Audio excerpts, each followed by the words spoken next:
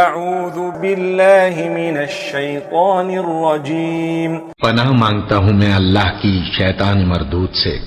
یحلفون باللہ لکم لیرضوکم واللہ ورسولہ احق ان یرضوہ ان كانوا مؤمنین۔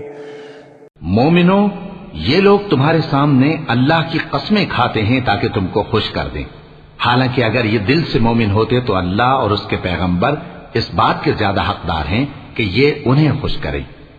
أَلَمْ يَعْلَمُوا أَنَّهُ مَنْ يُحَادِدِ اللَّهَ وَرَسُولَهُ فَأَنَّ لَهُ نَارَ جَهَنَّمَ خَالِدًا فِيهَا ذَلِكَ الْخِزْيُ الْعَظِيمُ۔